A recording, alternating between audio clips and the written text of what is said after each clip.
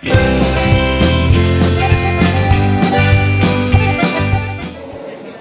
amaitzea dago, eta ezin dut amaitu zuei hitz batzuk eskaini gabe.